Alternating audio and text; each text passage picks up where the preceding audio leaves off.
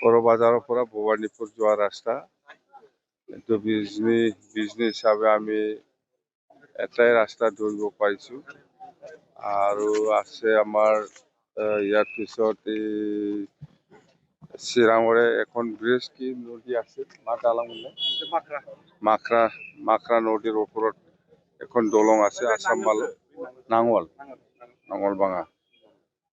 তো এনেকুৱা আমাৰ আছাম মালা আন্দোলনত এই 25-26 যিটো স্কিম আমাৰ BTC অঞ্চলত 8টামান আছে।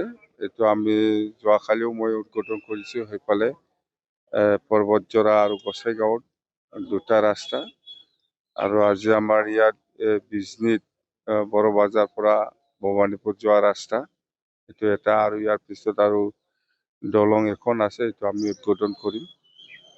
তো আৰু ৰাস্তা আছে বিজনীত কৰিব লগা।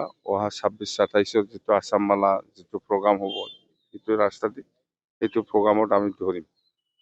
কথাটো হ'ল সেই ৰাস্তাটো আচলতে প্ৰমোদ বড়ো দিনতে উদ্বোধন কৰিব লাগিছিল, কিন্তু সি কৰা নাই, বুজি নাপায়। মুঠতে সেইটো প্ৰমোদ বড়োৰ দিনতে চেংচন হোৱা ৰাস্তা আছিল।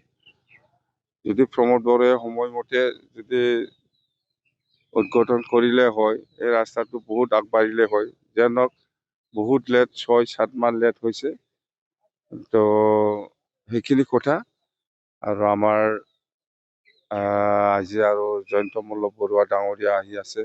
ইয়াত থকাৰ কথা আছিলে ৰাস্তা উদ্বোধনত, কিন্তু বিশেষ বেলেগ মিটিঙৰ কাৰণে সি আহিব পৰা নাই। আমাৰ দতমা যিটো অৰুণোদয় প্ৰগ্ৰাম, দতমা LAC হিচাপে ইয়াত জয়ন্ত মল্ল বৰুৱা ডাঙৰীয়াও আহি আছে।